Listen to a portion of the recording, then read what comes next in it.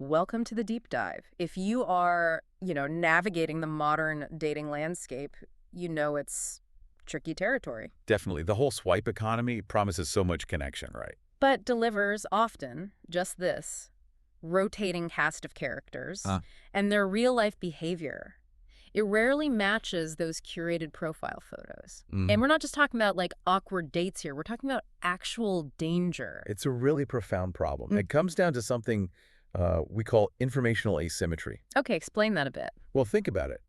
Apps like Hinge, Bumble, Yeah. they give you this potential match based on maybe a few flattering pictures, a short bio. Right, like 100 character. Exactly. And that's all vetted. It's the shiny digital version. But Yeah. what you get when you meet in person, that's the unvetted physical reality. And that gap, that asymmetry, that's where the danger lies. Precisely. Because someone might be deliberately using that gap to target or manipulate you. It's inherently risky. So your mission today, Yeah. it's to move past just the shocking stories and do some genuine red flag forensics.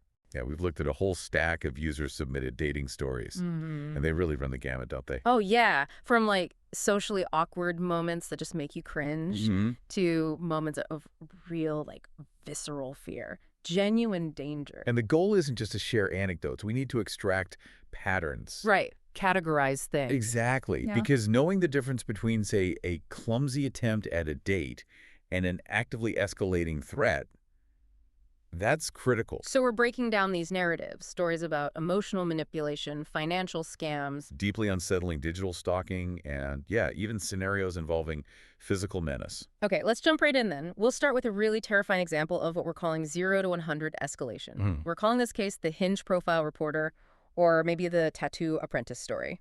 Yes, this one. It perfectly shows how quickly that sort of psychological control can appear and then shift into a dedicated physical threat. What's fascinating right off the bat is how the red flags start. Not with anything personal, really, but with professional prejudice. That's right. And then it just accelerates.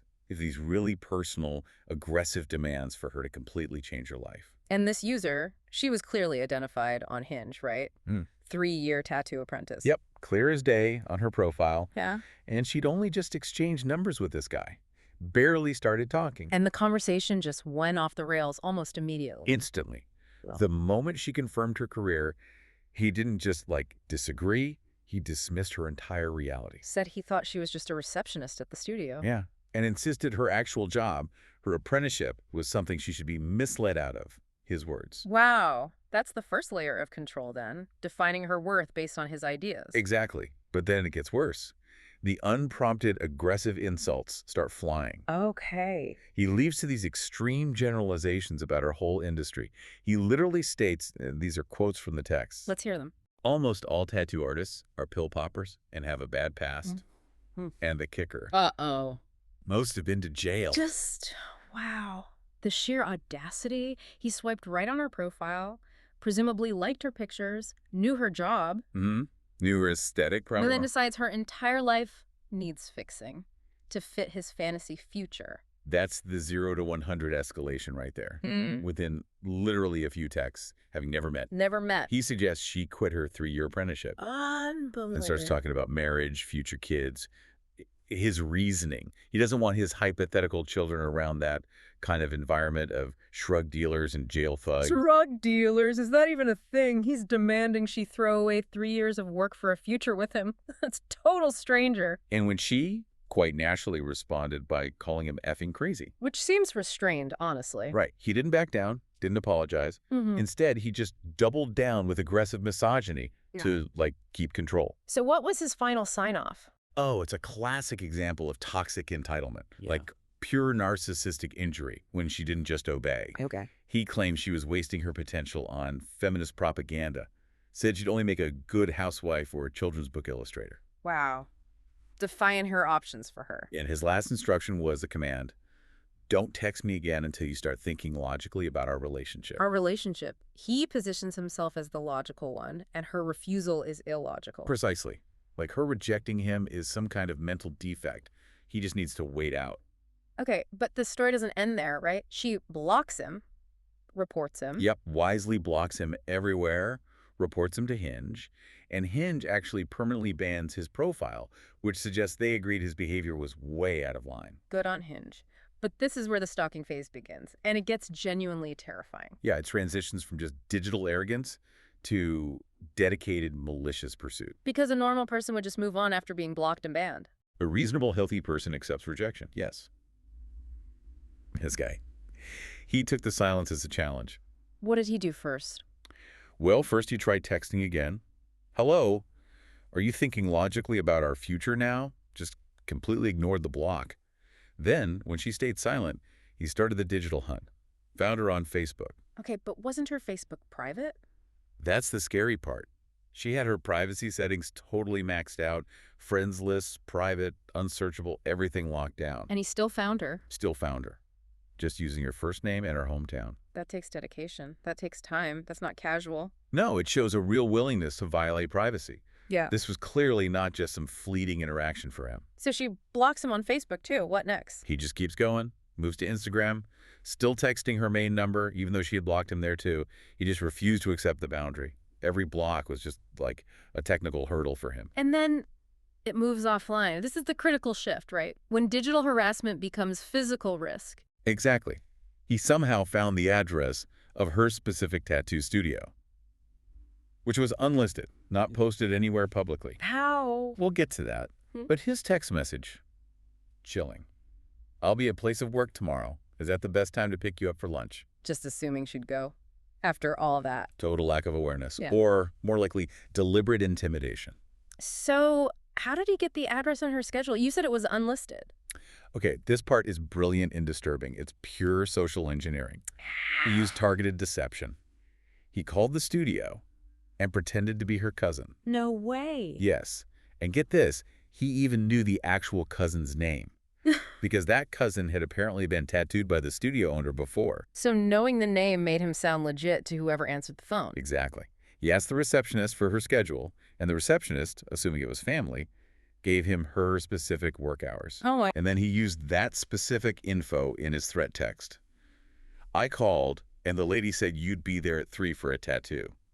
He's proving he knows where she'll be, physically, confirming his presence in her reality. So she finally breaks her silence, tells him to leave her alone. And he just doubles down again, claims her fears just because of her trauma from whatever liberals you dated in your past. Still blaming her, still trying to fix her. He cannot process rejection. Nope. Has to externalize the blame, rationalize his control as some kind of benevolent act. Okay, so the aftermath and police response. This part is frustrating, but really important for people to understand, right? Absolutely essential, because it shows the real-world limits of protection sometimes. She didn't go to work, obviously, told her boss, went straight to the police with all the screenshots. Which is exactly what you should do. But this is where you hit the legal wall of imminent threat. What did the police say? They were sympathetic, apparently, but explained that since nothing had happened in person yet. They'd never actually met face-to-face. Right. And the harassment was purely digital up to that point. Yeah. They couldn't issue a warrant or make an arrest immediately. So even though he found her work address and said he was coming, that wasn't enough. Not for immediate legal action like an arrest, apparently. Yeah. They offered to patrol the area, which is good. But the actionable advice was grim. She could only get a restraining order if he actually showed up at her workplace. That distinction is huge. Digital stalking is terrifying, but it often doesn't meet the legal threshold for preventative action until there's an actual physical attempt. Which is exactly why building that paper trail is absolutely non-negotiable. Every screenshot, every blocked account, every message. Everything.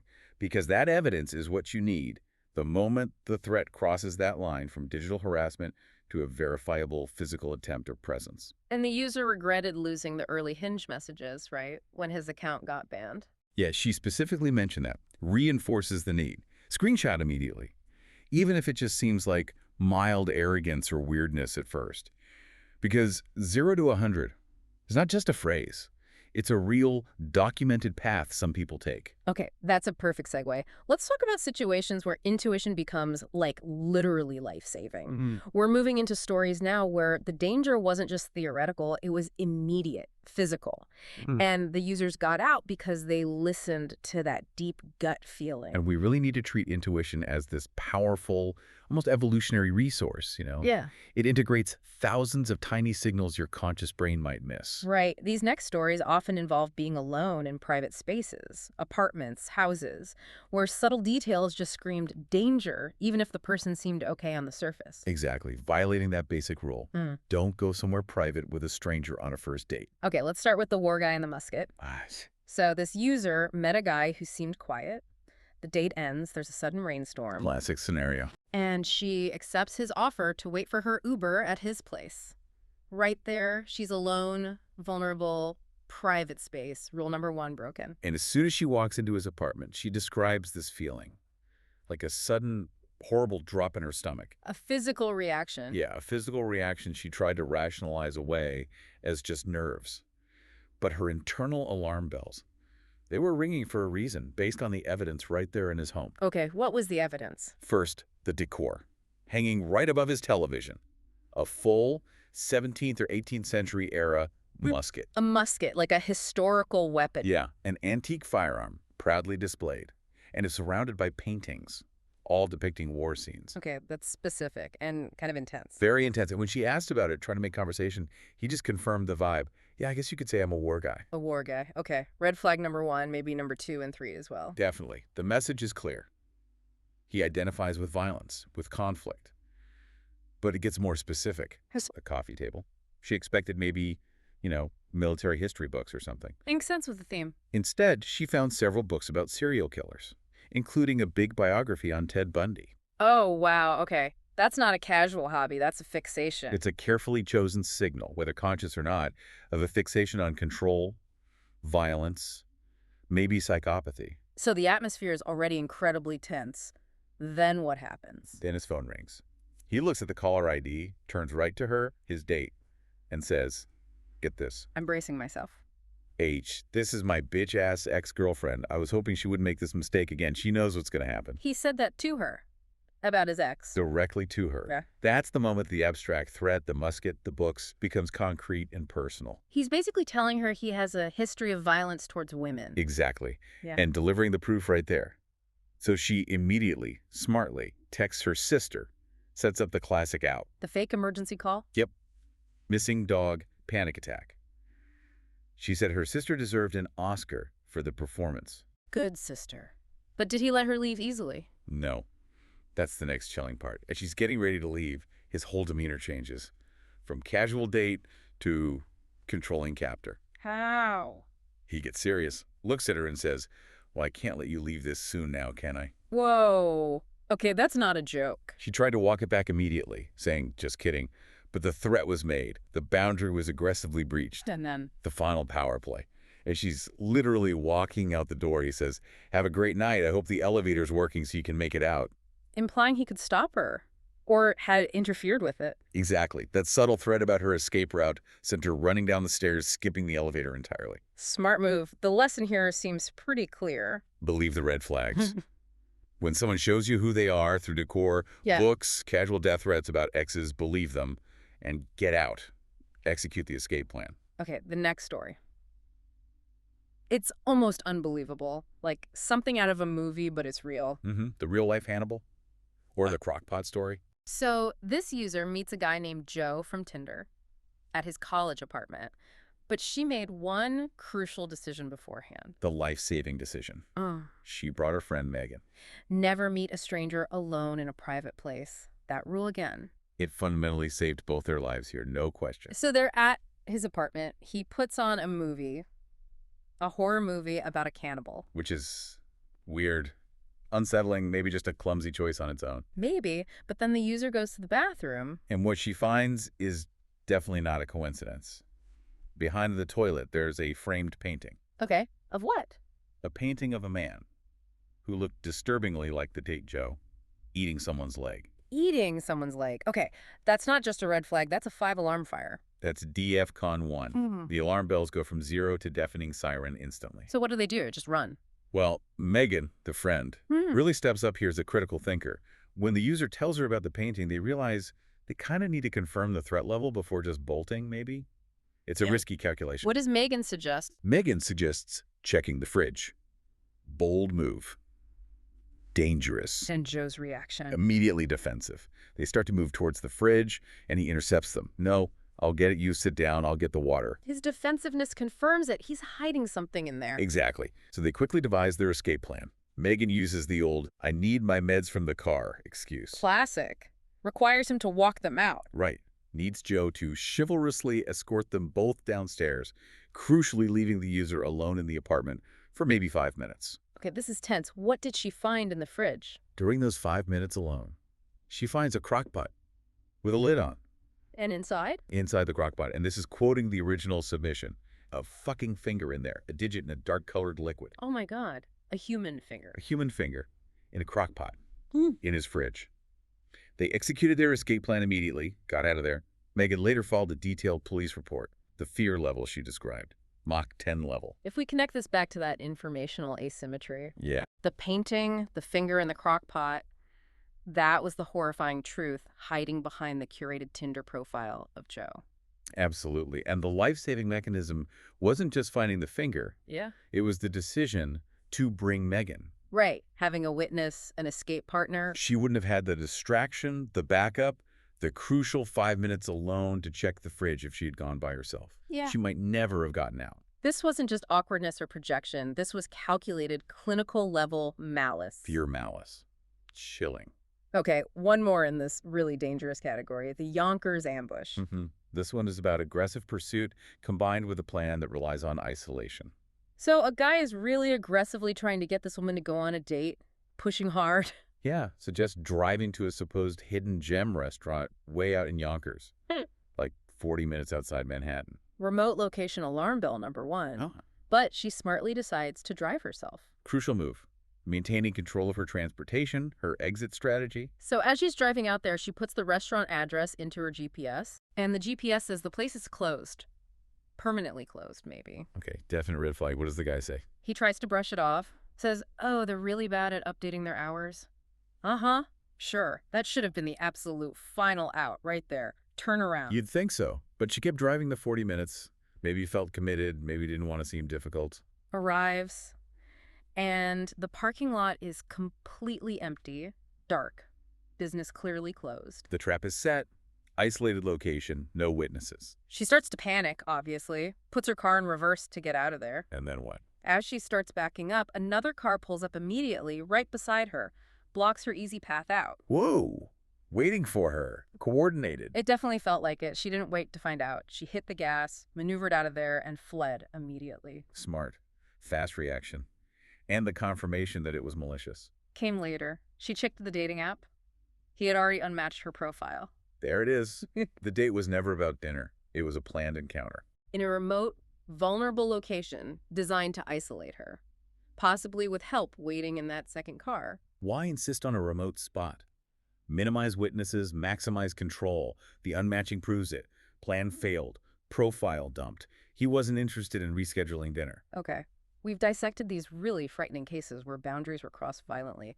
Let's shift gears a bit now. Right. Let's talk about the boundary violations that signal profound emotional chaos. Yeah. Maybe not immediate physical danger, but deep psychological issues. The stuff we're calling the icks. Some of these are way beyond just icks. They're major psychological and social red flags. Exactly. And these behaviors are crucial to recognize because they often indicate deep self-involvement, serious projection, maybe even emotional disturbance. They might not end with a musket incident, but they definitely guarantee misery and a huge waste of your time and energy. Absolutely. Let's start with the truly spectacular example of arrogance, the finance bro.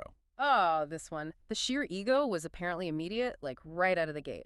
Yeah, the user said he dominated the first 10 minutes just talking about drama with the woman that works below me. Classy start. Then what? Then he patronizingly asks his date, who, by the way, was clearly intelligent and accomplished if she knew what investment banking was. Seriously? And if he should, take the time to explain it to her. Wow. The mansplaining is strong with this one. That need to dominate the conversation. Huge red flag, right? Masking insecurity. Textbook insecurity, masked as competence. But here's where it gets even weirder and more analytical.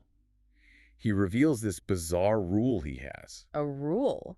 For dating? Yeah, he says he doesn't date people who recently moved to the city. Why not? Because, according to him, they are dating hella people and haven't found their community yet. Okay. That sounds less like a standard and more like Projection. Exactly what the user called him out on. Yeah. She pointed out he was just projecting his own past experiences from moving to Hong Kong and his own insecurities onto her. How did he react to being called out? Poorly.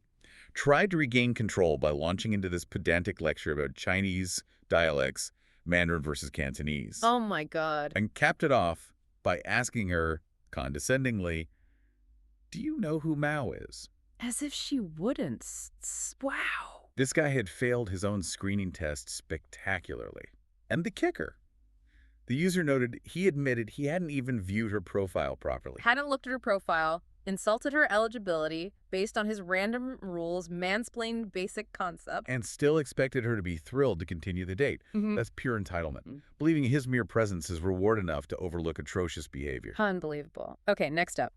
A modern classic scam. The performer scammer or the provider influencer. This happened to a male friend of one of the sources. Okay, set the scene. He matched with a girl on Tinder. She suggests a very specific, very high-end hotel bar. Okay, fancy first date. But the transactional vibe started immediately. She shows up with a paid bodyguard. A bodyguard on a Tinder date. Highly visible bodyguard. Immediately signals something unusual is going on. And throughout the date, she just relentlessly grills him. About what? His finances, annual income, job, and whether he owns any property. She wasn't making conversation, she was gathering data points. Like a market research survey. Pretty much.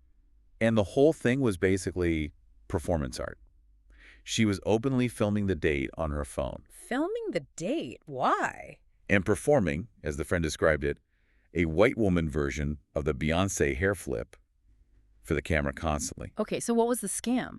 The date itself was the content. She was running a whole online persona and business, selling an ebook called something like How to Find Provider Men.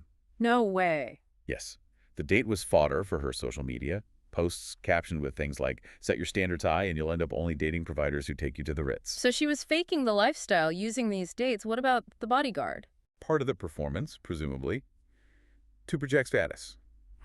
And even the expensive flower bouquets she posted online, also faked. The date confirmed he never sent them. It was all a calculated marketing campaign using dating apps as her lead funnel. Wow. Deceptive on multiple levels. Okay, let's shift to a mix of boundary violation and stalking light. Right, the story we're calling the Grenoble Honker. This one's particularly sad because it involves an 18-year-old student who admitted she really struggled with saying no and avoiding conflict. Which unfortunately makes someone a prime target for aggressive individuals who steamroll boundaries. So what happened? This highlights that people-pleasing trap. A guy she matched with, barely knew, definitely hadn't invited over, just shows up at her university dorm building at 11 p.m. Late night uninvited visit. Big red flag already. And he doesn't just knock. He starts repeatedly honking his car horn and shouting her first name. Why her first name? Because apparently the residents' first names were posted on the front door directory or something. So we found it and just started yelling and honking. He wasn't trying to be charming. He was creating a public scene to force her to come down. Exactly. Pure manipulation through public pressure. And her people-pleasing instinct kicked right in. What was her main worry?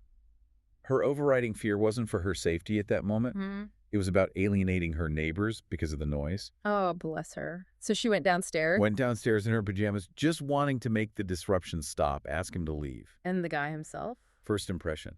Physically sturdier than imagined from his photos. Yeah. And his car. A filthy utility vehicle. Okay, and inside the car? This is where it gets really scary. She looked inside and saw tools everywhere. But not just any tools. Hammers, screwdrivers, ropes, buckets of paint. Okay, context is everything. For a contractor, maybe normal. For a stranger showing up uninvited at 11 p.m., terrifying. Yeah. Potential weapons. Exactly. They look like potential implements of a threat in that context. Yeah. And what does he do? He drives her somewhere. She got in the car. Yes. She got in, maybe trying to de-escalate or get him away from the dorm. He proceeds to drive her to a deserted industrial zone at night. No. Terrible situation. Did she say anything? He was apparently ignoring her obvious discomfort. She said she had to summon real courage, fight that people-pleasing urge, and finally demand he take her home. Good for her for finding her voice in that moment, but the most shocking part is his reaction the next day, right? Utterly baffling. Complete lack of awareness. He messages her the next morning saying, I loved this evening. He loved it after terrifying her and driving her to an industrial zone. Followed immediately by an unsolicited D-pic. Of course, just confirms he had zero clue or zero care. For him, the date was apparently a success. He was completely oblivious to her obvious distress, her need to escape, this fundamental inability to read social cues, to empathize. It's a massive marker for potential psychological disturbance. Definitely beyond just an ick. Okay, we have a few more rapid-fire examples of extreme icks that show deep instability or selfishness. We should touch on these too. Yeah, let's run through them. They each reveal something important. First, the major deceit category. The guy who dated a woman for a whole month thought things were going well. Only to find out she had a child. Yep. Discovered it via her Mother's Day Instagram story. Wow. A month without mentioning a child. That's not just forgetting. That's deliberate. Total emotional fraud, really. A life-defining fact omitted. Right. And apparently the relationship just blew up after that with huge arguments. And her own family members warned the guy to run. That confirms it wasn't just a simple omission. Something deeper and more unstable was going on with her behavior. Okay, next level boundary violation. The unwanted interrogation or the Priyanka story. Oh, this one is wild. Guy shows up for a first Tinder date at a restaurant. Finds her mother and father sitting there at the table with her, waiting for him. What type? An ambush. Total ambush. The date instantly turned into this hostile, aggressive interrogation by the parents. What did they ask? The father apparently took charge immediately. Are you a doctor? A lawyer? Yeah. Just drilling him. So it wasn't a date, it was a surprise screening for a potential son-in-law. Exactly. A high-pressure, hostile, arranged marriage-style interview scenario, basically. Yeah. And when the guy revealed his actual profession, which involved some side content creation, They didn't prove. the father literally stood up, ended the dinner right there, and dismissed him. They used the dating app purely as a trap to lure guys into this bizarre family vetting process. That is deeply strange and manipulative. Okay, how about the masterclass in disrespect? Ah, the date who forgot twice. So the guy completely forgets the first scheduled date. Yep. Just blows it off. She gives him a second chance. They make a plan for dinner out. And he forgets again. Forgets the plan again. Doesn't forget to contact her, but tells her last minute, oh, just meet me at my house instead. Downgrade from dinner out to his house. Okay, then he makes her wait while he stops at Walmart for dog food. Seriously, on the way to their date at his house. And finally appears, unshowered, wearing a wife beater and shorts, and offers her a microwaved cauliflower pizza. Oh, the romance. That's just a perfect storm of apathy and entitlement, isn't it? Completely. Forgetting plans, making her wait, zero effort in grooming, offering sad microwave food. The signal is crystal clear. Her time, her energy, her standards mean nothing. He just wanted a captive audience on his couch. Not a partner, not even a real date. Okay, then there's the just plain goofy, awkward date. Yeah, this guy revealed his colors pretty quickly. Used the term libtard unironically early on. Oof. Okay, instant red flag for many. What else? Immediately judged her based on her star sign. Asked really invasive questions about her sexuality, like speculating about her bi energy. Just clumsy and boundary pushing. And the date ended how? It culminated when he leaned in for a kiss, and her body literally recoiled. She described it as a visible, oh no reaction, a physical rejection her body forced before her brain could even process it. The body knows. That intuition again. Always listen to the body. And finally, the emotional gut punch delivered by the ex-girlfriend guy. Okay, what happened here? He seemed good at first. Apparently perfect. 5 dates. Chivalrous, attentive, seemed totally available, everything pointing towards something real. But the first time they were intimate, the sexual encounter itself was quiet, dry, awkward, just emotionally disconnected. Okay, that can happen, but His reaction after that seals it. He literally gets out of bed, stands there, and starts singing the U2 lyric, I still haven't found what I'm looking for. he sang that after sex to her. Yep. A cinematic, almost cruel confirmation of his profound emotional unavailability. He wasn't looking for her specifically. He was just trying to fill some chronic internal void and failing. Devastating mic drop moment. Wow. The common thread in all these icks, from the finance bro to the cauliflower pizza guy to Mr. U2. It's the expectation, isn't it? The expectation that their date, that you will prioritize their chaos, their ego, their needs, their projections above your own comfort, safety, and standards. So, okay, we've been through a lot. Misogynistic trolls, stalkers, potential cannibals, ambush interviews, profound disrespect. What does this all mean for you, the listener, trying to date safely? How do we synthesize all this?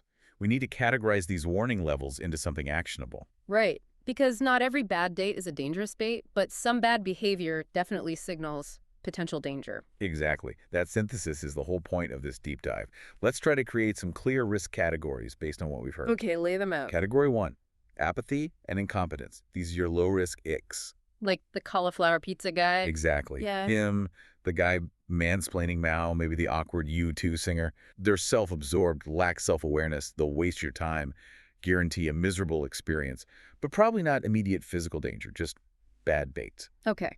Category 2. Category 2, projection and entitlement. This is medium risk, more of an emotional threat. So the finance bro with his rules. Him, yes. The Mother's Day deceiver. The Hinge guy, before the stalking started, with his aggressive insults. These people seek to control you, define you. They project their issues onto you, and will likely escalate arguments aggressively if you challenge their narrative. Significant emotional threat here. Gotcha. And category 3? Category 3, calculated malice and immediate physical danger. This is high risk. Very high risk. This is the tattoo apprentice stalker?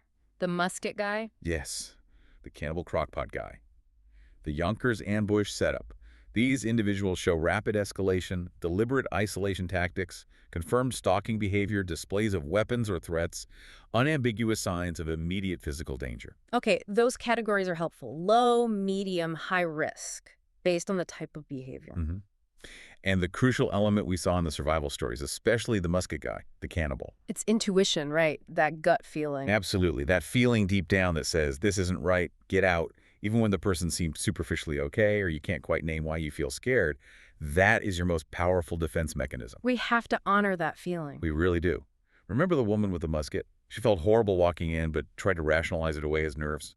The users who felt sketched out for really no reason there was a reason, their subconscious picked up on signals. If your body is signaling panic or disorientation or that physical recoil like the woman avoiding the kiss, That's vital information. Trust it. Act on it immediately. Don't talk yourself out of it. it really brings us back to the beginning. In this world of dating apps where everyone curates this ideal online self, Yeah. the real danger isn't just that people lie about their height or job. It's how easily those curated profiles can mask serious clinical disturbance or calculated malice. Until you're face to face. Alone. Vulnerable. The informational asymmetry strikes again. Which leads to the final, most critical question for everyone listening. How can you use everything we've talked about today, all these patterns and red flags, to bridge that information gap before the first date?